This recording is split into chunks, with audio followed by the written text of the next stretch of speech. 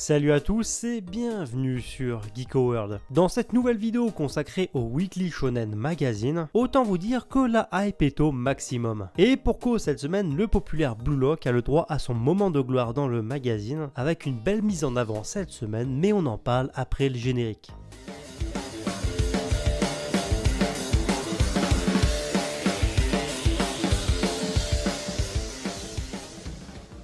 Avant d'aller plus loin, comme d'habitude, si vous aimez mon contenu, je vous invite à lâcher les pouces bleus. Ça aidera vraiment à mettre l'émission en avant sur YouTube, donc merci à vous. Et si c'est pas encore fait, je vous invite fortement à vous abonner à la chaîne. Et ici, on parle d'actualité manga et on parle du Shonen Magazine toutes les semaines. Et en plus de ça, cerise sur le gâteau, c'est totalement gratuit. Enfin bon, passons au magazine. Et on va donc commencer avec la couverture du magazine cette semaine. Et que dire, mis à part qu'il n'aurait manqué que la couverture à Blue Lock pour que tout soit absolument parfait. Bon, faut quand même positiver en attendant une couverture inédite aux couleurs de Blue Lock, on peut tout de même retrouver une charmante idol en lot de consolation. Néanmoins, attendez quand même 2 secondes avant de rager, tout simplement parce que Blue Lock s'est quand même offert la couverture du magazine mais en version digitale. Bon, comme je vous le disais, le visuel n'est pas inédit, mais ça fait quand même plaisir et il y a de quoi kiffer. Place cette fois maintenant aux pages couleurs, et les pages couleurs cette semaine reviennent donc à l'excellent Blue Lock, afin de célébrer son 2e anniversaire et qui s'offre donc par la même occasion pas mal de visibilité dans le magazine. Car il bénéficie en plus de ça d'un chapitre beaucoup plus long de d'habitude, le chapitre fait 26 pages, en plus de la couverture de l'édition numérique du magazine. Et que dire concernant cette page couleur à part juste qu'elle est sublime, et je pense qu'elle ravira le plus grand nombre d'entre vous. Et petite information sympa à noter concernant Blue Lock d'ailleurs, le manga cumule pour l'instant plus de 1,5 million de copies en circulation, ce qui franchement entre nous c'est déjà énorme. L'autre page couleur de cette semaine revient au manga Days, l'autre manga de football du Weekly Shonen Magazine. Et sur ce trêve de blabla, on va passer au classement. Classement juste incroyable cette semaine, et vous allez voir pourquoi. Alors tout à la fin du classement se trouve cette semaine Danshi Kokose, qui dégringole donc à la 21e place. Juste au-dessus, malheureusement c'est une habitude, on retrouve To Your Eternity. Et enfin le manga qui vient compléter le trio de fin, c'est Orient, qui regagne donc la fin du classement. Le manga Shine malheureusement dégringole à la 18e position. Juste au-dessus on retrouve le manga Kanojo Okarijimasu, Soredemo Ayumu et Kanojo mo Kanojo. À la 14e place se trouve le manga Kaku no Rinasuke Kuko Shiganshi, qui subit donc une grosse chute et qui signe donc son moins bon classement depuis quasi le début de son manga. Mais sincèrement entre nous, la question que je me pose c'est est-ce que c'est vraiment utile pour l'éditeur de mettre en avant le manga, sachant qu'en termes de vente, le manga rattrape déjà grâce à son 2e tome les chiffres de vente de Tokyo Revengers. En 13e position, grosse remontée pour Beyond Good and Evil, que d'habitude on retrouve beaucoup plus bas. À la 12e place on retrouve le manga Hitman, les coulisses du manga. Semaine difficile pour le manga de Football Days malgré sa page couleur, qui se trouve donc à la 11e position, et on va donc passer au top 10. Et tout à la fin du top 10 on retrouve Seitokai Yako Indomo, et juste au-dessus Bakemono Gatari et Ace of Diamond Act 2,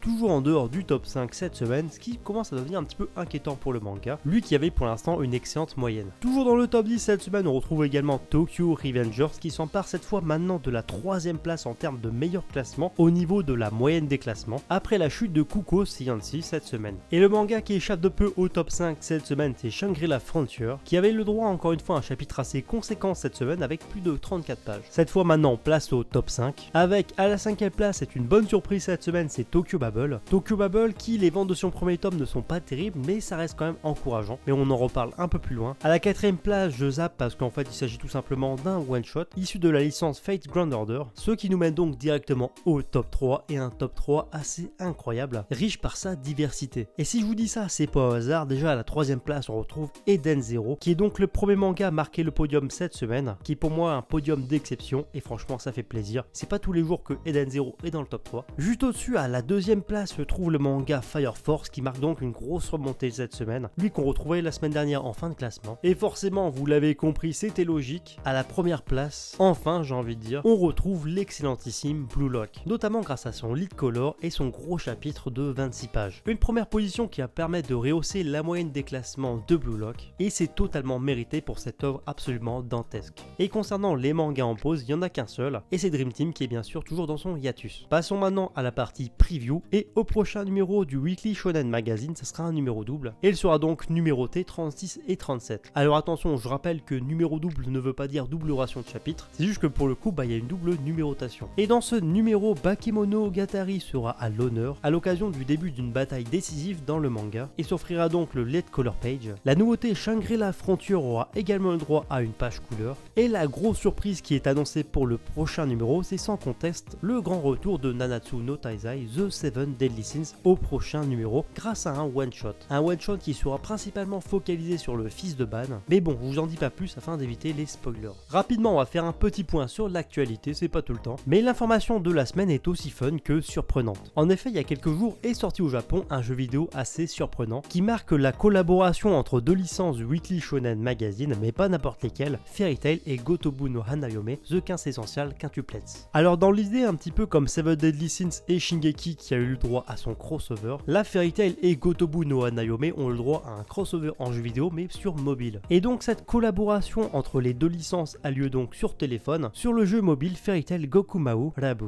Et la collaboration est d'ores et déjà disponible. Je trouve que ça n'a aucun sens, mais c'est génial. Maintenant, on va rapidement faire un point, si vous voulez bien, sur les sorties manga qui ont eu lieu au mois d'août pour les mangas issus du Weekly Shonen Magazine et au Japon. Et il y a pas mal de trucs assez intéressants, donc je vais vous les mettre à l'écran. Premièrement, on a le premier tome de Goden Teru, Shinmoku no Corona 2020, qui est un spin-off au manga Goden Teru, et qui, comme son nom l'indique, est un manga concentré sur le coronavirus. Au mois d'août, on retrouvera également Gotobu no Hanayome en full color édition avec son 5e tome. Le 10e tome de Orient et le visuel est juste incroyable et magnifique. La couverture du 11e volume de Eden Zero a également été dévoilée, et c'est également le cas pour le tome 16 de Kanojo Okarishimasu, mais également le visuel du 17e tome de Shine, ainsi que, c'est vrai, je vous l'ai déjà teasé, mais le visuel de la couverture du 10e tome de Blue Lock, le tome 39 du manga Days, et le 28e et dernier tome du manga Domestic na Kanojo, Love Dilemma en version française. Maintenant qu'on a parlé de l'actualité, place maintenant cette fois aux ventes de cette semaine. Semaine encore une fois incroyable. On va commencer avec les estimations du Shoseki Ranking pour la période du 20 au 26 juillet 2020. Déjà avant toute chose, à la 426e place, on va faire un point sur Tokyo Babble et son premier tome, qui s'est vendu sur cette période à 3500 exemplaires. Reste à voir si maintenant le manga va réussir à dépasser les 10 000 exemplaires. En 171e position, on retrouve le manga Hitman, les coulisses du manga et son 10e tome, qui a dépassé la barre des 15 000 exemplaires vendus. Plus haut, à la 123e place, se trouve le manga To Your Eternity et son 13e tome, qui cumule quasi maintenant 18 000 exemplaires vendus. À la 120e place, se trouve le manga Kanojo Okarishimasu et son 15e tome, très proche maintenant des 120 000 exemplaires vendus. À la 81e place, on trouve le manga Gotobu no Hanayome en full color édition qui a dépassé les 30 000 exemplaires vendus. Et à la 80e place se trouve le manga Denshi Kokose, très proche maintenant des 30 000 exemplaires parus grâce à ses plus de 15 000 exemplaires écoulés. Et maintenant, place à la partie Top Oricon, toujours sur la période du 20 au 26 juillet 2020. Et ça n'a pas trop changé par rapport à la semaine dernière. À la 49e position, on trouve Kaku no Rinasuke